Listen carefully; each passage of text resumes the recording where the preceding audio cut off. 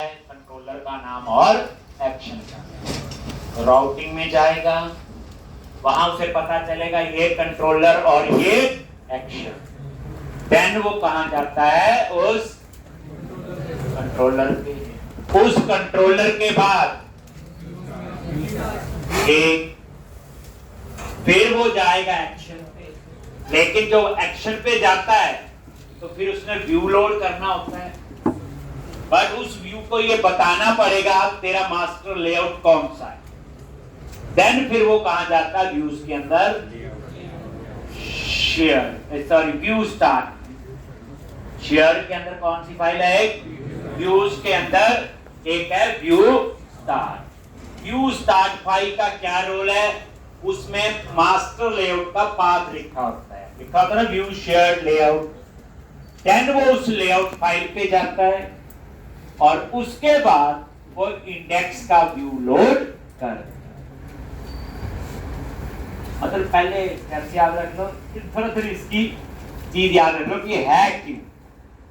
Step तो सीधा global.sh, route config, controller, view start, layout and index, मतलब यही था। फिर थोड़ा सा नहीं यहाँ क्या हो रहा है, जैसे को व्यू स्टार्ट फाइल का क्या रोल है, उसमें लेआउट का पाथ। एक व्यू स्टार्ट का क्या फायदा है, वहां पे लेआउट का पाथ। ठीक, ये चीज का पता होना चाहिए, रोज यूज करेंगे, दोबारा से फिर हम लोग पढ़ेंगे। ठीक है, आज हम आगे स्टार्ट करेंगे नई एप्लीकेशन। बड़े ध्यान से बच्चे अब करना, डाटाबेस हैंडलिंग हर एप्लीकेशन में जो मर्जी पढ़ो इंपॉर्टेंट है। जैसे ASP.NET में तो आ गई हमें, अब MVC में, तो MVC के अंदर मैंने कल बताया था डेटा को एक्सेस करने के लिए क्या यूज करते हैं, एंटिटी फ्रेमवर्क। डेटा को एक्सेस करने के लिए क्या यूज करते हो, एंटिटी फ्रेमवर्क। जो एंटिटी फ्रेमवर्क है आपका, एक ये डाटा को एक्सेस करने की एक टेक्निक है जो हमने ADO.NET पढ़ा था ASP.NET में, वो भी एक डेटा को एक्सेस करने की एक टेक्निक। पर MVC में जो ज्यादा यूज होती है वो कौन सी है, एंटिटी फ्रेमवर्क। आज हम उसको सीखेंगे। एंटिटी फ्रेमवर्क के अंदर दो टाइप की अप्रोच होती, डेटाबेस फर्स्ट और कोड फर्स्ट। डेटाबेस फर्स्ट कि पहले डाटाबेस बना होना चाहिए, जो हम लोग पहले कर चुके हैं। जैसे SQL सर्वर में जाके हम डाटाबेस बनाया था DB एम्प्लॉय सम। लेकिन आज हम सीखेंगे कोड फर्स्ट। तो हम सीखने जा रहे एंटिटी फ्रेमवर्क की कोड फर्स्ट अप्रोच, मतलब कोडिंग से ही डाटाबेस बनेगा। और इसका सबसे बड़ा एडवांटेज आप इतनी बात समझ लो कि आपकी डेटाबेस पे डिपेंडेंसी नहीं होगी। कोड फर्स्ट का मतलब ये है, अगर कोडिंग से डेटाबेस बनाया, मान लो माइक्रोसॉफ्ट सर्वर यूज किया, पूरा प्रोजेक्ट बन गया, तैयार है, बाद में क्लाइंट कहता है मैंने तो ऑरेकल का लाइसेंस लिया हो, तो आपको प्रोजेक्ट सारा चेंज करने की जरूरत नहीं। एक दो लाइन चेंज करोगे, ऑटोमेटिकली वो ऑरेकल में काम करना शुरू कर देगा। बाद में पता चला डाटाबेस तो MySQL है, तो पूरा प्रोजेक्ट नहीं चेंज करना, एक दो लाइन चेंज करेंगे और वही प्रोजेक्ट MySQL डाटाबेस के साथ काम करना शुरू कर देगा। दिखाऊंगा मैं आपको कोड फर्स्ट का बेनिफिट। डाटाबेस फर्स्ट में तो क्या होता है आप बताओ। और ये ASP.NET पढ़ी 2-3 दिन पहले तक हमने माइक्रोसॉफ्ट सर्वर में डाटाबेस बनाया पहले, फिर हमने ADO.NET यूज किया, फिर हम कनेक्शन बनाने के लिए क्लास यूज करते हैं SQL connection, SQL command, SQL data reader. अब ये वो क्लासेस हैं जो SQL सर्वर के साथ ही चलती हैं। उसका एक नेम स्पेस था system.data.sql क्लाइंट। अब क्लाइंट कहता है इस पूरा प्रोजेक्ट बना दे, इस पूरे को ऑरेकल में बनाओ, तो फिर वहां ऑरेकल क्लाइंट, ऐसे SQL क्लाइंट की जगह चेंज हो जाएगी सारी कहानी उस तरह से। तो इसका मतलब क्या हुआ, पूरा प्रोजेक्ट दोबारा से बनाना पड़ेगा। सिर्फ स्क्रीन जो होंगी वो सेम रहेगी। तो टाइम तो लगा, पहले 100 दिन लगेंगे, दोबारा 80 तो फिर भी लग ही जाएंगे। एक यहां पे क्या है, पूरा प्रोजेक्ट दूसरे डाटाबेस में शिफ्ट करना है, एक पूरे बनाने में 100 दिन लगे तो उसमें आपके एक आधा घंटा नहीं लगेगा दूसरे में शिफ्ट करना। एक देखो, तो क्रिएट न्यू प्रोजेक्ट, आज हम सीखने जा रहे एमबीसी के अंदर एंटिटी फ्रेमवर्क यूज करना है डेटाबेस हैंडलिंग के लिए, और उसकी कोड फर्स्ट अप्रोच। अगेन सारे स्टेप्स आपने लिखने हैं। देखो, जब चीज पहली बार पढ़ाई जाती है या पढ़ी जाती है तो स्टेप्स लिखते हैं, और जब 2-4 बार कर लेते थे फिर स्टेप्स आगे पीछे भी हो जाते, फिर कोई तंगी नहीं होती। और फर्स्ट टाइम जो है वही सेम ASP.NET वेब एप्लीकेशन,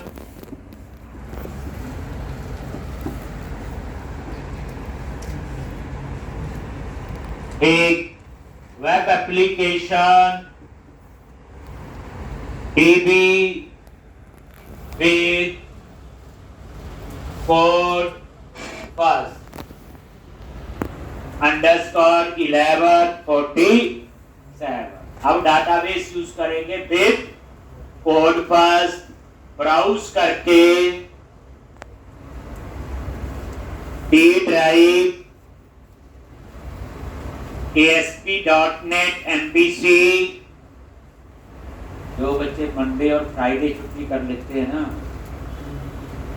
कई दिन याद रहेगा मंडे। अब उन बेचारों को क्या पता कि उसका क्या चीज है, पूछ लो क्या है, लेआउट क्या है, शेड क्या है, कल इतनी डिटेल में हमने पढ़ा आर्किटेक्चर, तो वो हमेशा याद रहेगा मंडे छुट्टी की थी। और जो मंडे को पढ़ाया मैंने वही इंटरव्यू में पूछना ज्यादा है, चॉइस आपके पास। जिस दिन बच्चे आप छुट्टी करते इंटरव्यू में वही पूछते। लो देन क्लिक ऑन क्रिएट। देखो मेरे पास इतना भी फालतू टाइम नहीं, मैं ऐसे फालतू चीजें पढ़ाता रहा हूँ जो यूज ना हो, और मेरे ख्याल से आपके पास भी इतना टाइम नहीं है। कोशिश करें, क्लास मिल रही है तो उसे रेगुलर लगाएं। प्रैक्टिस भूल जाए तो ठीक है, टेबल को घर का काम होता है, आज नहीं कल करो, कोई फर्क नहीं पड़ता, थोड़ा तो याद रहेगा, नहीं आने से तो अच्छा ही है। MVC then click on create.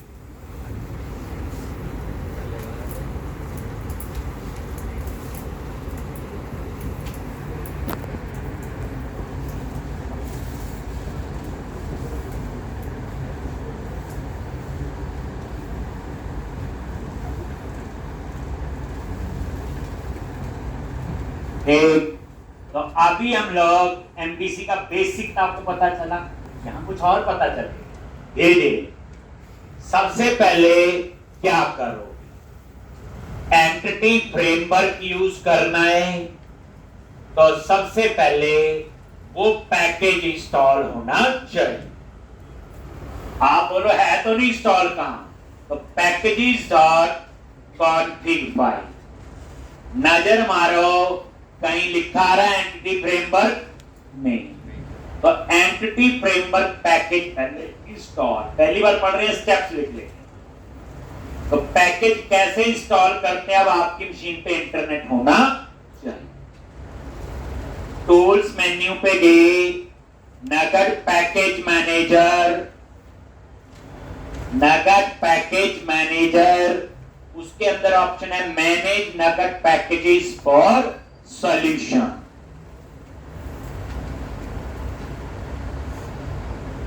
अब देखो ये पैकेज पहले से इंस्टॉल नहीं है। मैनेज नगद पैकेजेस फॉर सॉल्यूशन पे क्लिक करो, किया जी। दोबारा देखो क्या कर रहा हूं, टूल्स मेन्यू पे गए, हम क्या पढ़ रहे हैं, एंटिटी फ्रेमवर्क की कोड फर्स्ट अप्रोच, यानी कोड फर्स्ट से डाटाबेस कैसे बनाते हैं। मैनेज नगद पैकेजेस फॉर सॉल्यूशन, और यहां ब्राउज पे क्लिक करो।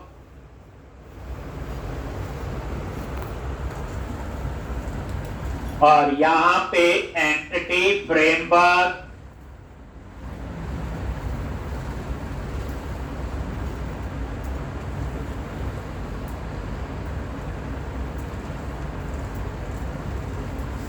और यहां पे आपने चूज करना है एंटिटी फ्रेमवर्क। ये देखो, ये नहीं करना एंटिटी फ्रेमवर्क कोर, ये हम बाद में पढ़ेंगे। कोर आपका नया वाला फ्रेमवर्क, इसलिए ये नहीं, हमें सिंपल एंटिटी फ्रेमवर्क चाहिए। तो यहां पे ये एंटिटी फ्रेमवर्क लिखा आ गया और ये टिक कर दो। ये चूज किया एंटिटी फ्रेमवर्क और ये प्रोजेक्ट सेलेक्ट कर लिया जो हमारा प्रोजेक्ट है। Then click on install or latest stable version. Then click on install.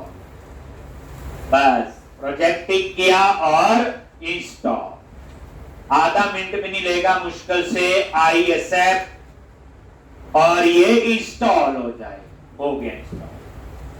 बस फर्स्ट स्टेप है इंस्टॉल एंटिटी फ्रेमवर्क। हो गया जी, कुछ नहीं किया, एंटिटी फ्रेमवर्क प्रोजेक्ट और इंस्टॉल। अब इंस्टॉल हो गया।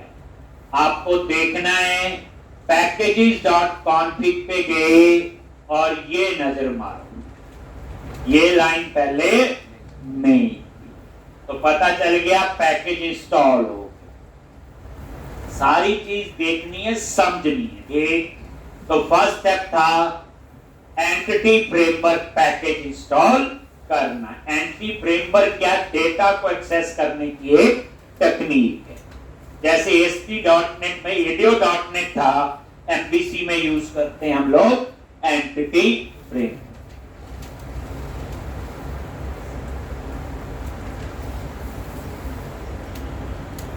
हो गया जी। अब क्या करो, एक एंटिटी फ्रेमवर्क, उसके बाद वेब कॉन्फ़िग फाइल में कनेक्शन स्ट्रिंग। अभी डाटाबेस नहीं बनाओ, नोटिस करो, कोडिंग से बनना है। तो सेकंड स्टेप है वेब डॉट कॉन्फ़िग और वेब डॉट कॉन्फ़िग फाइल में आगे और यहां पे सिस्टम डॉट वेब के बाद। अब ये तो आपको कुछ पता है, क्या लिखोगे, कनेक्शन स्ट्रिंग, ये पुरानी कहानी। और ऐड नेम कॉनएसटीआर, कुछ भी नाम दे सकते हो, की का नाम है कनेक्शन स्ट्रिंग। सर्वर, यहां क्या दोगे, डाटाबेस सर्वर का नेम। एवरी टाइम थोड़ी चीज इंप्रूव करनी। तो मेरे लैपटॉप के डाटाबेस सर्वर का नाम है डेप और इंस्टेंस नेम है एसक्यूएल एक्सप्रेस। ये क्या, डाटाबेस सर्वर। कल को प्रोजेक्ट लाइव करेंगे तो क्लाइंट का डाटाबेस सर्वर यहां पे डालेंगे। उसके बाद क्या लिखते हैं, डेटाबेस, क्या लिखेंगे,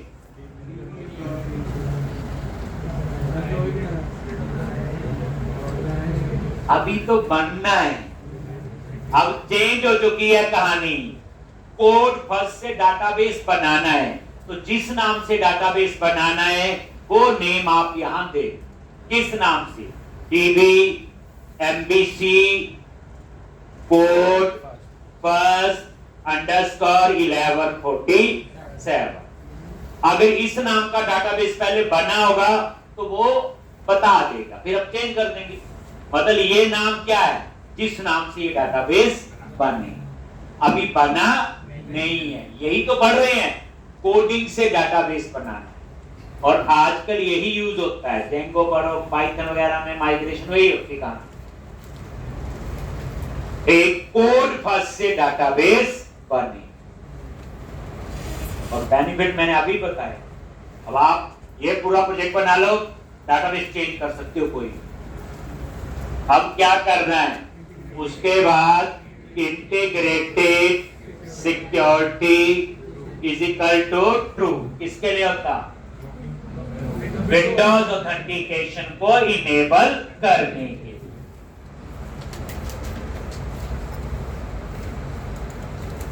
ठीक है जी, विंडोज ऑथेंटिकेशन को तो इतना ही लिखते थे पहले, लेकिन इसको कैसे पता चलेगा कौन सा डाटाबेस ओरेकल का है? कहां लिखा SQL सर्वर में? ये तो सर्वर का नाम है। आप ये जो चीजें लिखी हैं बच्चे, ये डाटाबेस सर्वर का नाम है। तो ओरेकल का भी हो सकता है। सर्वर तो एक कंप्यूटर है एक, उसके बाद डाटाबेस का नाम किसी का कुछ भी हो सकता है। तो इसलिए जो हम पहले नहीं लिखते थे, यहां लिखना पड़ेगा प्रोवाइडर नेम।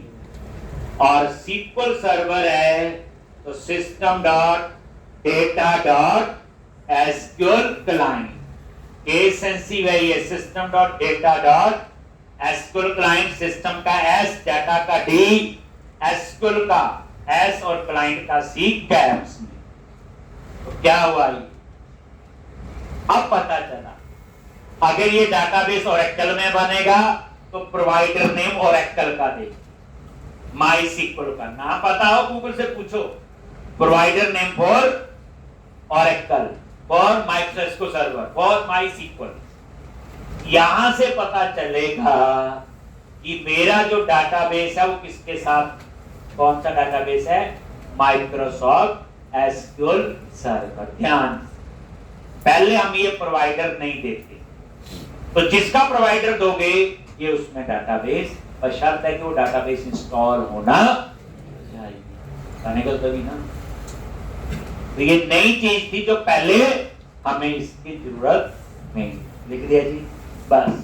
वेब कॉन्फ़िग में लिख दिया कनेक्शन स्ट्रिंग। कितने स्टेप्स हो गए? 2।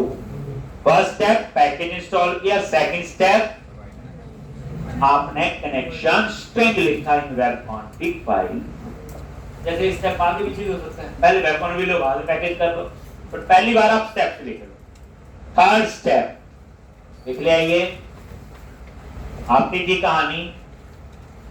अब आपने क्या करना है, मॉडल्स फोल्डर पे गए, मॉडल बनाना है एम्प्लॉय का एक, फिर इसका टेबल बने। तो मॉडल्स पे राइट क्लिक किया, ऐड क्लास,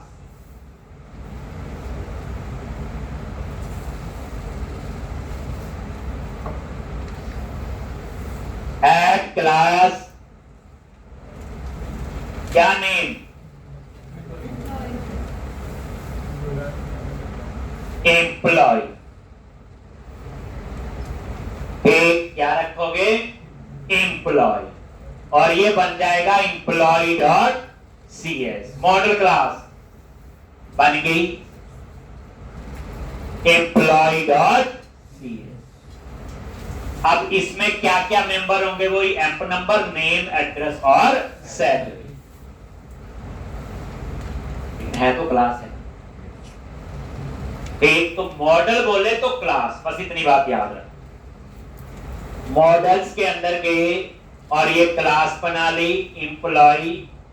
क्या प्रॉपर्टीज बताया हुआ, प्रॉप टैब प्रेस किया, पहली प्रॉपर्टी का नाम दे दिया, बोलो एम्प नंबर। एक इसी तरह से दूसरी बनाओ, कैसे? प्रॉप, 2 बार टैब प्रेस करो, स्ट्रिंग क्या आएगा? Name, that is employ name. Again prop, string, address,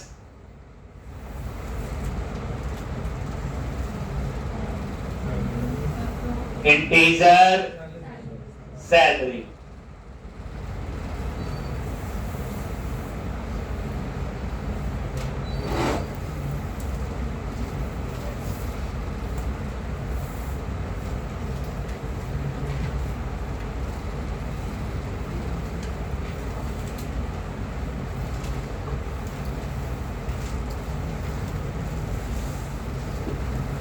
number, name, address और सैलरी।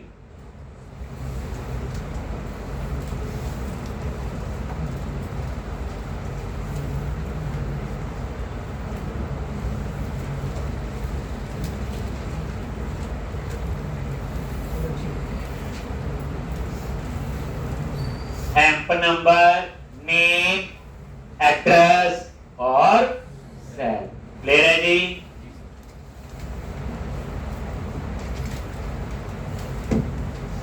अब ये मॉडल बना, एक थर्ड स्टेप है मॉडल क्रिएट।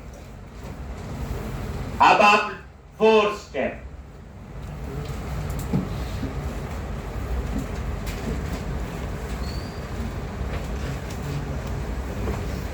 लिख लिया सबने ये सेम करवाएगा।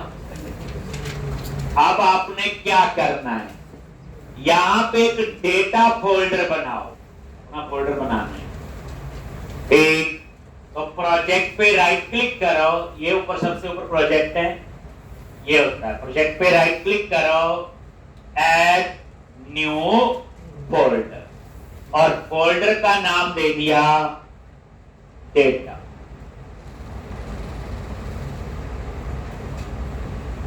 ये लो, एक कैसे किया, ये प्रोजेक्ट है सबसे ऊपर बच्चे, right click, add new folder.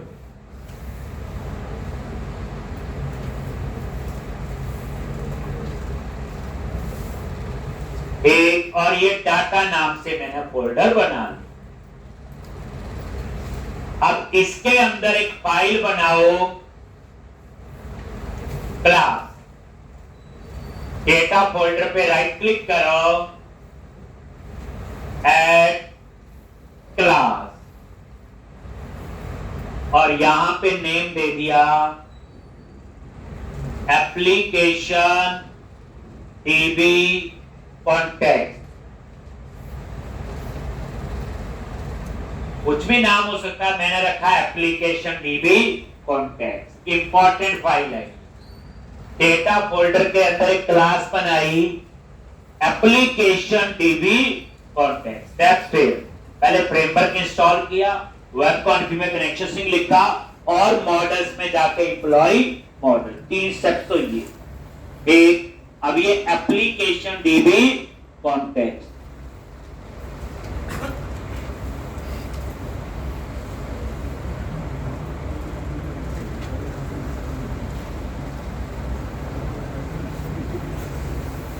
एक, अब यहां पे क्लास इनहेरिट करो डीबी कॉन्टेक्ट।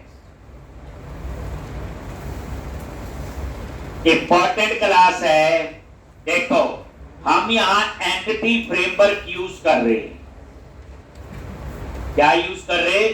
Entity framework. और इसमें जो बच्चे सिंटैक्स यूज होते हैं वो लिंक बोलते थे पहले, LINQ।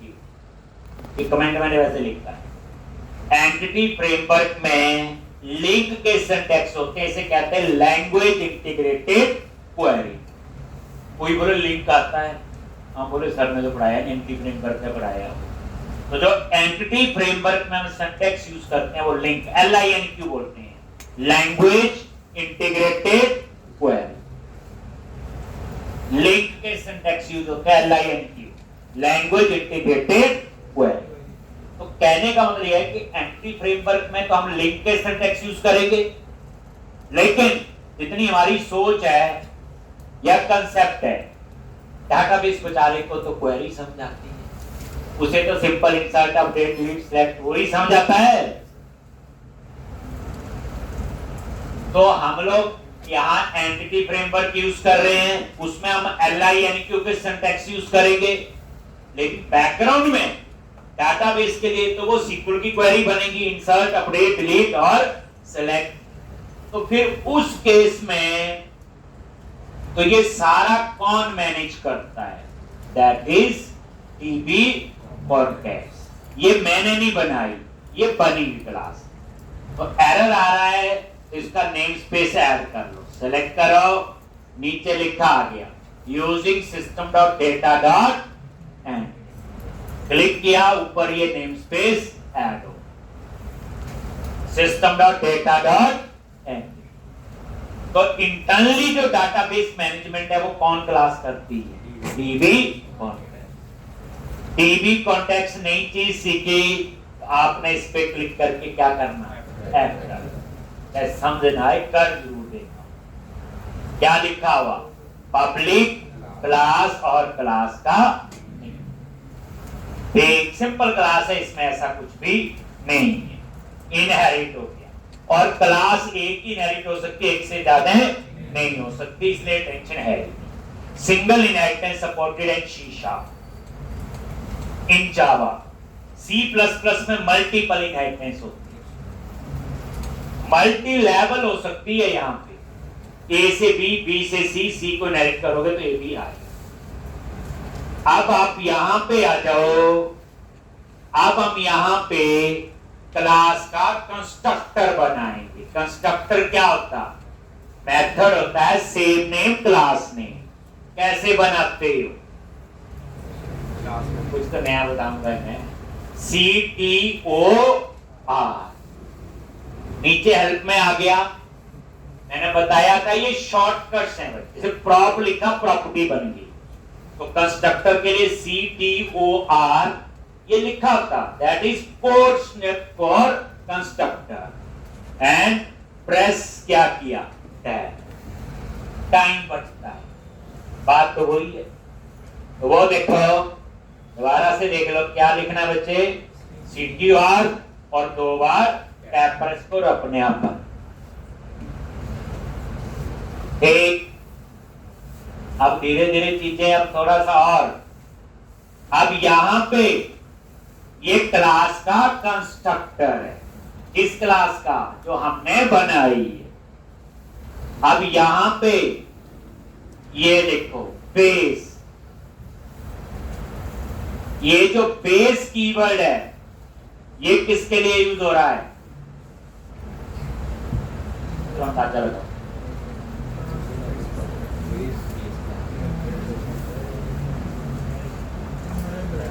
कुछ बेस क्लास को एक्सेस करने के लिए। देखो इस केस में बेस क्लास कौन सी है? जिसको आप इनहेरिट कर। तो बेस कीवर्ड होता बेस क्लास के मेंबर को एक्सेस करने के लिए। ठीक, और यहां मैंने क्या लिखा? और ये बेस क्लास का कंस्ट्रक्टर कॉल होगा, और इसमें मैंने पास कर दिया कौन? एस दिया, कनेक्शन स्ट्रिंग। देखो बेस पे अपकल करो, लड़ना तो है ही नहीं है। देखो ये इस लाइन पे गया, क्या ये कंस्ट्रक्टर है, इसका क्या पैरामीटर है? स्ट्रिंग नेम और कनेक्शन स्ट्रिंग। ये वही कनेक्शन स्ट्रिंग जो वेब कॉन्फिग में लिखा। तो इसने क्या किया? बेस ने क्या कॉल किया? बेस क्लास के कंस्ट्रक्टर। तो कभी बेस क्लास का कंस्ट्रक्टर एक्सेस करना हो तो बेस कीवर्ड, और ये रूल है C++ अगर थोड़ी गलती से पढ़ी हो, जब भी बच्चे ड्राइव क्लास का ऑब्जेक्ट बनाते हैं तो बाय डिफॉल्ट अगर इनहेरिट कर रहे हो तो बेस क्लास का ही डिफॉल्ट कंस्ट्रक्टर कॉल होता है। इसमें बेस क्लास कौन सी है? DB context. और ड्राइव क्लास कौन सी है? Application DB context. तो जब आप एप्लीकेशन DB कॉन्टेक्स्ट क्लास का ऑब्जेक्ट बनाओगे तो वो ऑटोमेटिकली किसको कॉल करेगा? बेस क्लास के कंस्ट्रक्टर। हमने तो बता दिया वो वाला कंस्ट्रक्टर चाहिए जिसमें कनेक्शन स्ट्रिंग मुझे पास करना। ठीक, तो ये बेस क्लास ये है, और इस क्लास को मैंने क्या किया? यहां पे इनहेरिट कर। ठीक, अब उसके बाद इसलिए कहते हैं थोड़ा उप्स आना चाहिए, चाहते तो मैं ही करवा दूं। ठीक, तो ये बेस क्लास के कंस्ट्रक्टर को कॉल किया। जब भी आप एप्लीकेशन DB कॉन्टेक्स्ट क्लास का ऑब्जेक्ट बनाओगे तो बाय डिफॉल्ट पहले बेस क्लास के कंस्ट्रक्टर को कॉल करेगा, देन ये वाला कंस्ट्रक्टर कॉल होगा, ये रूल है। अब आप आ जाओ, जो मॉडल बनाना है, मतलब जो टेबल बनाना है, उसके लिए आप यहां प्रॉपर्टी बनाओ, प्रॉप टैब प्रेस किया ध्यान से, डीबी सेट, और यहां पे मॉडल का नेम एम्प्लॉय, ये यहां बताना पड़ेगा कौन सा टेबल बनाना है। तो एम्प्लॉय क्या है? मॉडल। तो आप क्या करो, ये नहीं आ रहा है, क्लिक किया और यहां पे ये नेम स्पेस ऐड कर लिया इसका, और उसके बाद इसका नाम क्या रख लोगे? बच्चे जब नेम रखना सजेशन में आता है, कोशिश करा करो यही से देख लेते हो, ठीक? जैसे एम्प्लॉइज, और क्या क्या था देखो, ये रख एम्प्लॉइज, मतलब एम्प्लॉइज नाम से टेबल बनेगा। आप ऐसे याद रखो, एम्प्लॉइज नाम से टेबल। टेबल कौन बनाएगा? DB set. अब डीबी सेट को पता कैसे चलेगा कौन से डाटाबेस में? ये कनेक्शन, ठीक। तो इस तरह से ये एक स्टेप याद है। कोई इसमें query, doubt?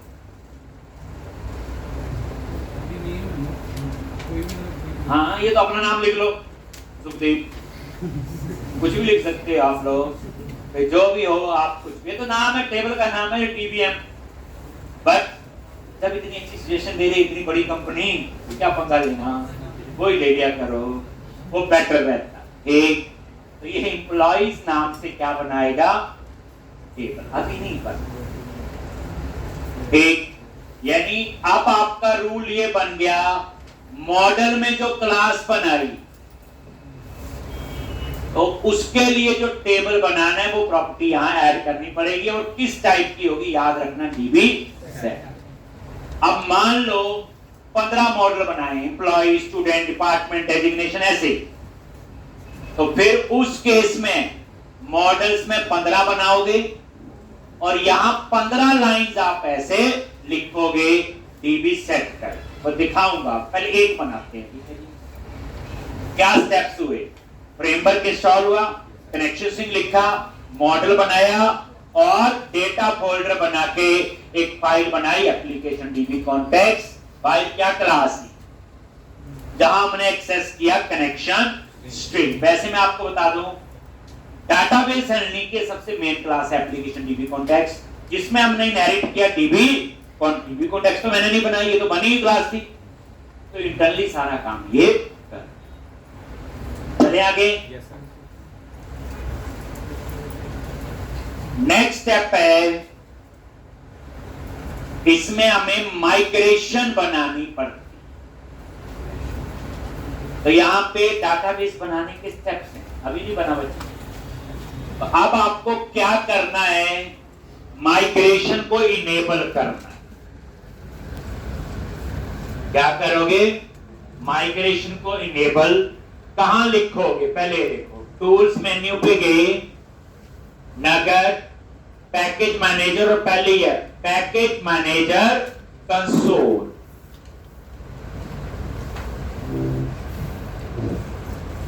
Package manager console, डरना नहीं, ये रोज ही करने हैं यूज, कल भी यही पढ़ाना है।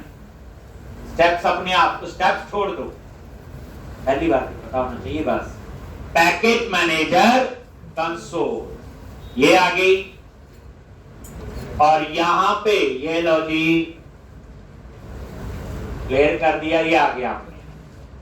और यहां पे लिखना आपको इनेबल हाइफन माइग्रेशन। ये क्या करेगा बताऊंगा। यहां पे एक फोल्डर बनाएगा और उसका नाम होगा माइग्रेशन, जो अभी नहीं बना हो। तो जैसे मैं एंटर प्रेस करूंगा, याद रखना इनेबल हाइफन माइग्रेशन है, ऐसा और ये सॉल्यूशन एक्सप्लोरर पे नजर मारोगे, यहां पे एक फोल्डर बन जाएगा किस नाम से, माइग्रेशन।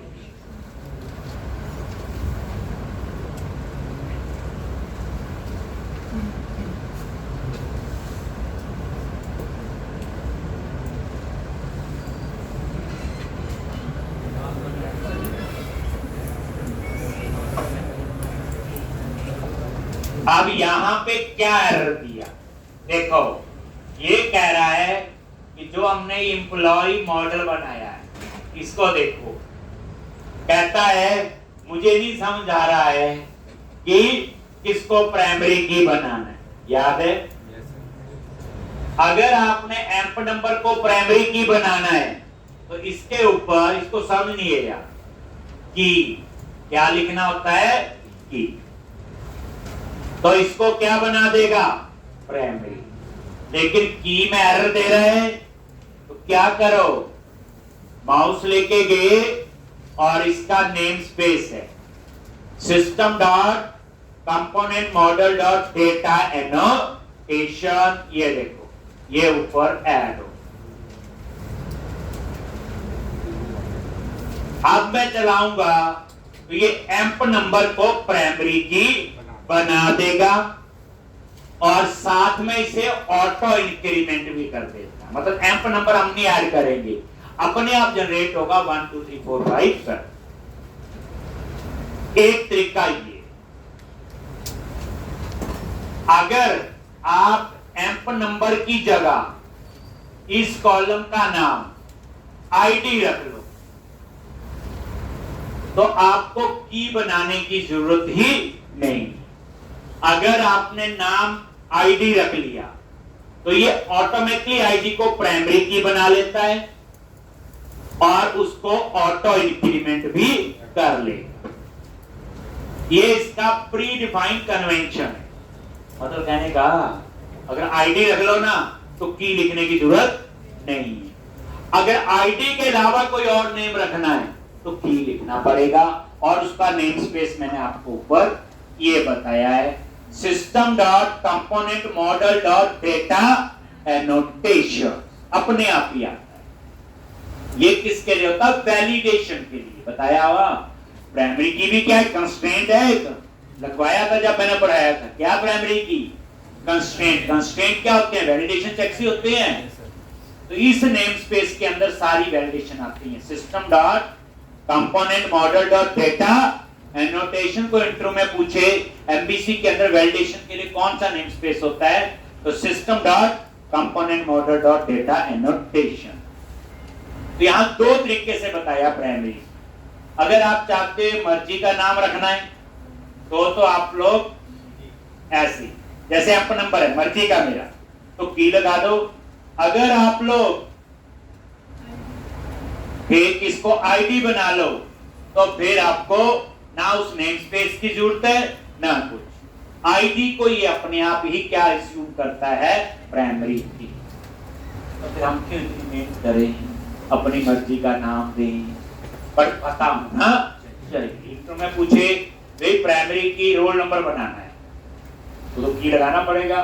अगर आप चाहते नहीं आईडी को प्राइमरी की बनाना है तो कुछ नहीं लगाना। तो ये एरर उसने मुझे वहां पे, ठीक है। तो दोबारा से वहीं आ जाओ, मैंने आईडी रख लिया, आप भी आईडी लिख लेना, ठीक। हम इसी को फॉलो करते हैं। पैकेज मैनेजर कंसोल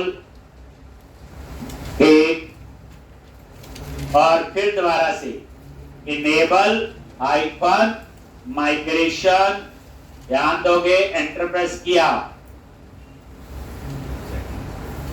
यहां पे माइग्रेशन नाम से फोल्डर, प्राइमरी की का मीनिंग तो वही है जो आपको पढ़ाया हो, लॉन्च। ये देखो एक माइग्रेशन नाम से क्या बन गया, फोल्डर, ठीक है जी। एक स्टेप की इनेबल हाइफन माइग्रेशन कमांड जो है एक प्रोजेक्ट में एक बार चला, क्योंकि एक बार फोल्डर बन गया अब बार बार थोड़ी नया बनेगा। तो मतलब इनेबल हाइफन माइग्रेशन कमांड जो है एक प्रोजेक्ट में आपने सिंगल टाइम ही रन कर दी, बस हो गया। नेक्स्ट, फिर आप लिखो ऐड हाइफन माइग्रेशन। आप एक माइग्रेशन फाइल बना रहे, इसका नाम कुछ भी रख लो। एक मैंने इसका नाम रख दिया इनिट लोड, इनिशियली लोड हो रहा पहली बार, इसलिए इसका नाम रख दिया, कुछ भी रख सकते। एक मैंने इनिट लोड रख दिया, सारे ही रखते हैं इनिशियल लोड, इसका मतलब है कि पहली बार चला रहे, और जब ये फाइल बनेगी तो इसके अंदर टेबल बनाने का सारा काम जान इन्होंने लिखा। तो ऐड हाइफन माइग्रेशन तो कीवर्ड है, ये तो ऐसे ही लिखना है। कहां लिख रहे? Package manager console. Enter press किया। अभी तक डाटाबेस नहीं बना बच्चे। डाटाबेस फर्स्ट में इतनी देर में तो 15 टेबल बना देने थे हमने, आनंद नहीं।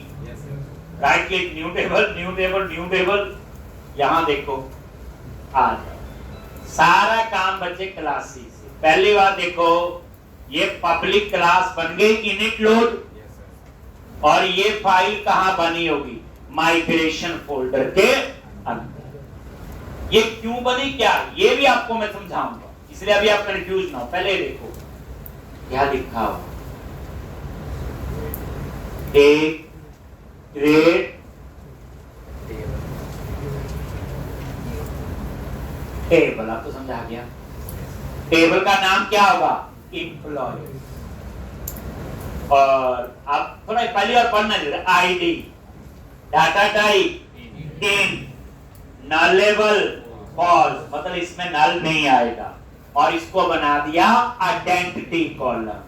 तो याद रखना माइक्रोसॉफ्ट एसक्यूएल सर्वर डाटाबेस के अंदर आइडेंटिटी कॉलम बोलते हैं जो ऑटो इंक्रीमेंट होता है। जैसे कहीं में ऑटो इंक्रीमेंट बोलते हैं, कहीं में auto number. Microsoft SQL server में क्या बोलते हैं? आइडेंटिटी।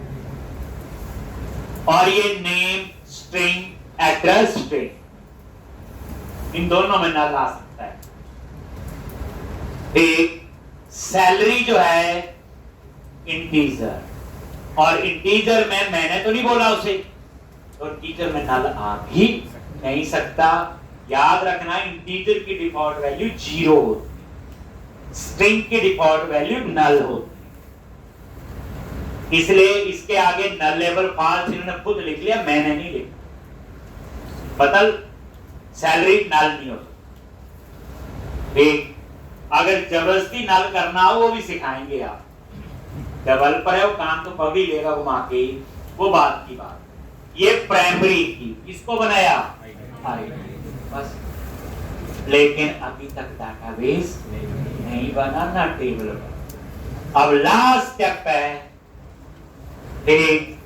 पैकेज मैनेजर कंसोल पे गए, और ये लास्ट स्टेप आपने क्या लिखना है? Update hyphen database. इस समय ये चेक करेगा कनेक्शन ठीक है, डाटाबेस का नेम एग्जिस्ट तो नहीं करता, सारी चीजें वो देखेगा। अपडेट हाइफन डाटाबेस, अब फाइनली आपका डाटाबेस बन, अगर कोई एरर नहीं आता।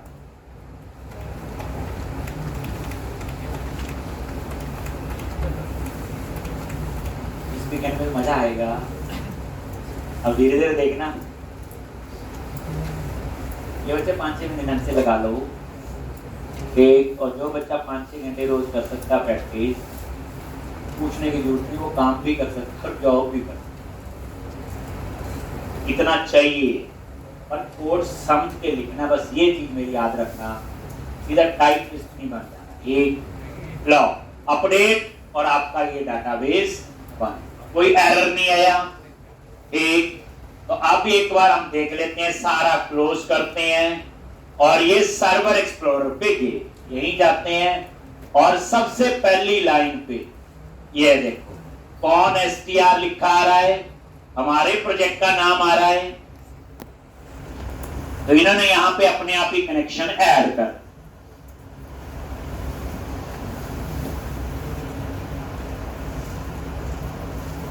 आप अगर एक्सपेंड करता हो तो इसमें एम्प्लॉइज नाम से मॉडल बना होना चाहिए। डाटाबेस बन गया इसका मतलब। सर्वर एक्सप्लोरर में तो डाटाबेस ही होता है। ये देखो टेबल्स पे गए, एम्प्लॉइज नाम से आपका टेबल बन गया। और ये माइग्रेशन हिस्ट्री ये मेंटेन करता है कब कब माइग्रेशन चलाई थी, अभी हम आगे डिस्कस करेंगे। एक एट द एंड ऑफ अब जाके आपका ये टेबल बन। कितने स्टेप्स फॉलो हुए? Framework number 1, connection sync number 2, models number 3, data folder सबसे इंपॉर्टेंट एप्लीकेशन डीबी कॉन्टेक्स्ट उसकी कहानी। 4th एप्लीकेशन डीबी कॉन्टेक्स्ट याद रखो, जरूरी डाटा फोल्डर में कहीं और भी बना सकते हैं। 4, 5वां इनेबल हाइफन माइग्रेशन, 6ठा ऐड हाइफन माइग्रेशन, 7वां अपडेट। अब आपका क्या आएगा? अब रिक्वायरमेंट आ गई, इस डाटाबेस में मुझे एक और मॉडल चाहिए स्टूडेंट। अब कितने स्टेप्स फॉलो हों?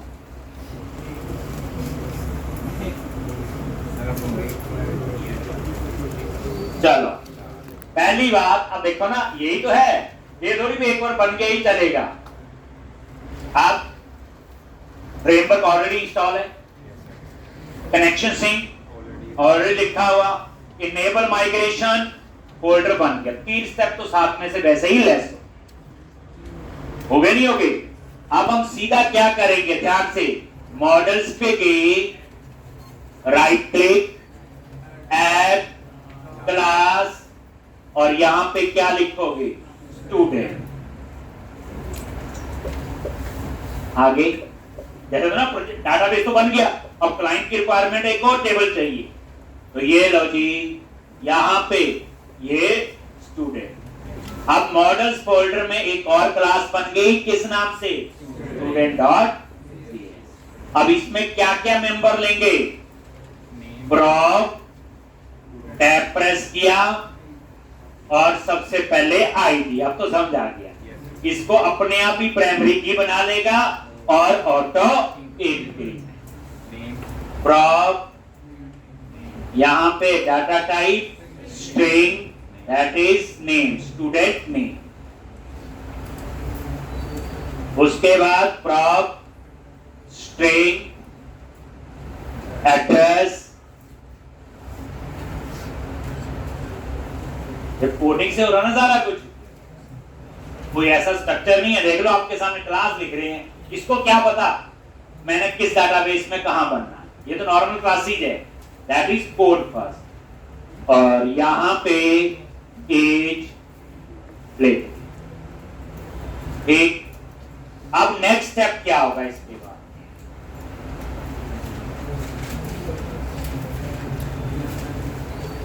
क्या होगा? एप्लीकेशन डीबी कॉन्टेक्स्ट में जाओ और वहां इसको ऐड कर। देखो जो मॉडल्स फोल्डर में बना रहे हैं ना बच्चे, वो आपके क्लासेस है। टेबल तब बनेगा जब आप एप्लीकेशन डीबी कॉन्टेक्स्ट में ऐड करो।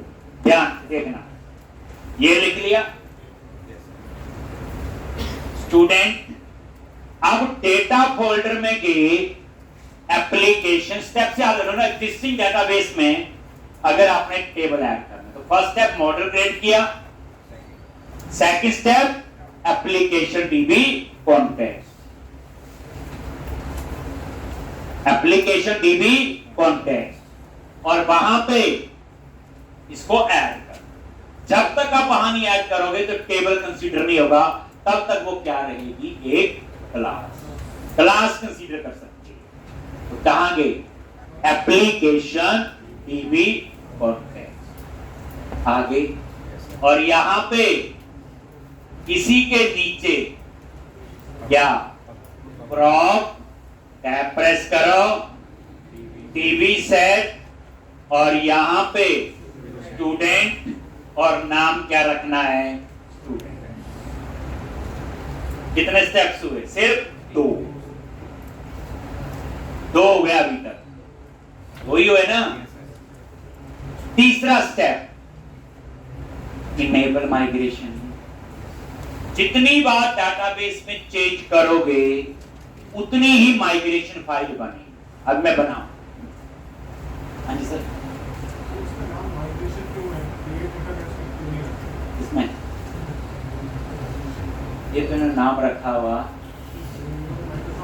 हाँ जी, वैसे आपको तो काफी जगह ही बेसिक माइग्रेशन ने नाम इसे रख दिया कि from one database to another database migrate करना। अब वो डाटाबेस आपका कोई और भी हो सकता है, इसलिए हो सकता है इन्होंने माइग्रेशन नाम वैसे रखा हुआ। ये मैंने रखा है, ये माइक्रोसॉफ्ट से है। लेकिन आपको बता दूं, अगर हम वैसे पाइथन पढ़ते हो, जेंगो जिंगो पढ़ते हो, वहां भी माइग्रेशन का सेम कंसेप्ट होता है। ठीक,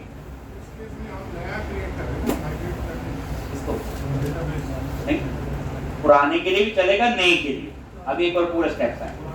हाँ तो भी वही तो बताना, मेन मुद्दा तो वही है। तो ये स्टूडेंट्स नाम से। अब क्या करो, नेक्स्ट स्टेप क्या है? इनेबल नहीं करनी, इनेबल तो हो चुकी है। पैकेज मैनेजर कंसोल, और यहां पे ये लिख लिया, हो गया जी, लिख लिया ये सबने। अब आ जाओ पैकेज मैनेजर कंसोल, और यहां पे कमांड लिखनी ऐड हाइफन माइग्रेशन। अब ये नाम मैं मर्जी का दूंगा, तो मैंने इसका नाम दे दिया ऐड स्टूडेंट मोड। यही काम जो काम हुआ, इनमें फाइल्स का रोल बताऊंगा। अभी बनाओ ऐड स्टूडेंट मोड, यही कर रही ना, ये माइग्रेशन क्या कर रही, ऐड स्टूडेंट मोड, और एंटर प्रेस।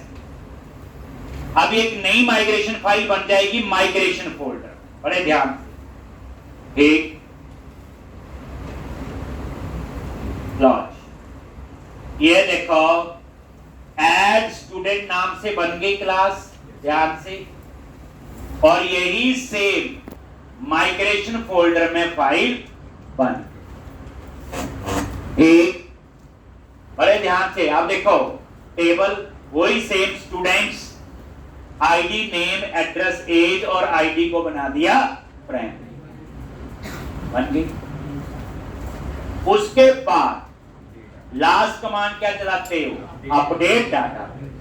तो इस बार कितने स्टेप्स फॉलो हुए, 4। एक, पैकेज मैनेजर कंसोल पे गए और यहां पे कर दो अपडेट डाटा। समझा गया? क्या लिखोगे यहां पे, अपडेट डेटाबेस और एंटर प्रेस। अगर कोई प्रॉब्लम नहीं है तो अब क्या करेगा, हमारे डाटाबेस में 2 टेबल हो गए।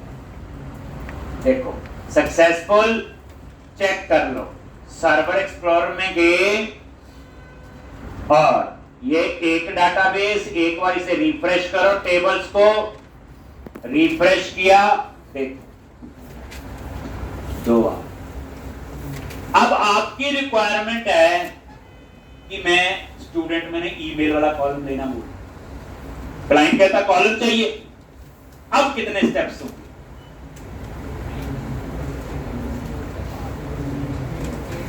एक एक समझ के देखो। पैकेज इंस्टॉल नहीं करना पड़ेगा, कनेक्शन सिंक नहीं लिखनी पड़ेगी, यहां नया मॉडल भी नहीं बनाना पड़ेगा। यहां स्टूडेंट वाले मॉडल में जाके एक नया कॉलम ऐड कर। स्टेप देखना कितने रहते हैं। क्लोज किया सारा, इस मॉडल पे गए, स्टूडेंट पे, देखो ध्यान से, होता ना ये चीज।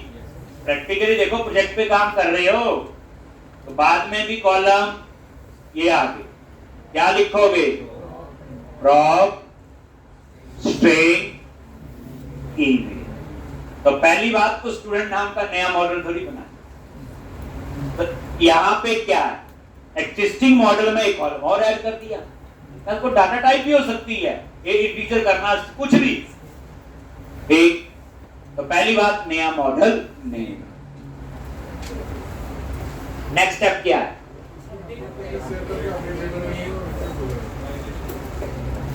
नहीं, जितनी बार चेंज करोगे उतनी ही माइग्रेशन फाइल बनती है, याद रखना। ये तो माइग्रेशन फाइल का फंडा ही मैं एंड में बताऊंगा। तो अब आपका नेक्स्ट स्टेप क्या है? इसके बाद सीधा ऐड माइग्रेशन और अपडेट करना। ऐड माइग्रेशन कैसे? लिख लिया, टूल्स पे गए, पैकेज मैनेजर कंसोल, क्या लिखते हैं? ऐड माइग्रेशन, क्या लिखो? ऐड ईमेल कॉलम टू, जब ज्यादा मॉडल हो स्टूडेंट मॉडल, ये नेम मीनिंगफुल रखना हमेशा याद। ठीक, ये क्या करेगा? एक नई माइग्रेशन फाइल होगा, वहां सिंपल ये कॉलम ही ऐड हो। अब ये नई माइग्रेशन फाइल बन जाएगी। इसका छोटा सा एक डाटा टाइप भी चेंज करनी है पूरे प्रोजेक्ट में, तो भी माइग्रेशन फाइल नहीं बनेगी। और उसमें सारा कोड नहीं होगा, उतना ही कोड होगा। देखना, अभी एंटर प्रेस किया,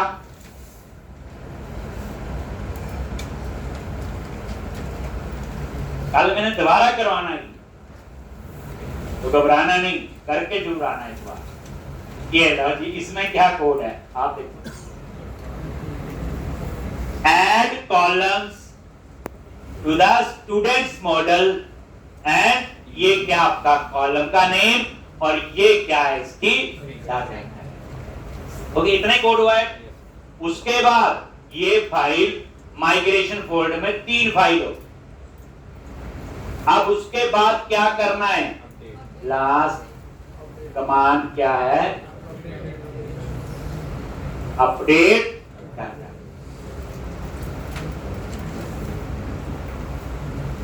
ओके, अपडेट, ठीक है जी। तो इस तरह से आप बोलोगे चेक करो डाटाबेस में अपडेट हुआ नहीं, लो जी सर्वर एक्सप्लोरर में गए, अभी नहीं हुआ, तो हो गया। ठीक, ईमेल इसमें ऐड, समझाई बात? अब आपको जाते जाते असली कहानी बताते हैं। ये माइग्रेशन फोल्डर कभी भी डिलीट नहीं करना, पहली बात ये समझ। अब मेरा डाटाबेस बन चुका है, मुझे अब इसकी जरूरत नहीं। जब डाटाबेस बन गया सीखो सर में, अब थोड़ी जरूरत है। इसकी जरूरत कब है? जब इस प्रोजेक्ट को दूसरी जगह लेके गए। जैसे मान लो मैंने ये प्रोजेक्ट आपको दे दिया, आप अपने लैपटॉप पे पेस्ट किया, ठीक। अब आपने इसको वहां, तो प्रोजेक्ट तो कॉपी पेस्ट हो गया। अब डाटाबेस कैसे कॉपी पेस्ट होगा? तो याद रखना, डाटाबेस कभी भी सिंपल कॉपी पेस्ट नहीं होते। उसमें proper import, export, queries, migration, बड़ा कुछ होता है उसके अंदर, ठीक। लेकिन इस केस में आपको कुछ भी करने की जरूरत नहीं। आपने सिंपल क्या करना है, अपने लैपटॉप पे जाके वेब कॉन्फ़िग फाइल में गए और आपने क्या करना, अब देखना जादू असली, ये देखो, आपने यहां सर्वर का नाम अपना डाल देना, एक डाटाबेस जिस नाम से आप चाहते हो। मान लो आपने बोला 1144 जो भी, ठीक। हो सकता है आपके पास डाटाबेस और एक्सेल इंस्टॉल है, तो आपने प्रोवाइडर देखना क्या, और एक्सेल अप्लाई बस। और उसके बाद एक कमांड रन करनी, अपडेट डेटाबेस। आपकी मशीन पे ये डाटाबेस बन जाए। नहीं तो डाटाबेस को एक जगह से दूसरी जगह लेके जाने के लिए कितना तामझाम होता है, पढ़ना। ये वैसे नहीं चलता जैसे नोटपैड की फाइल कॉपी की और दूसरी मशीन पे पेस्ट की और देख लो। ये देख, अब ये कमाल किसका है? माइग्रेशन फोल्डर था। अगर मैं माइग्रेशन फोल्डर को डिलीट कर दूं तो अपडेट डाटाबेस का कोई बेनिफिट नहीं। देखो अब ये पता क्या करेगा, इस मशीन पे नया डाटाबेस बना देगा जिसका नाम ये रखेगा, देख लो, टूल्स नगेट और पैकेज मैनेजर कंसोल क्या कमांड चलानी, अपडेट डाटाबेस। जल्दी सीख लेते हो आप लोग। लो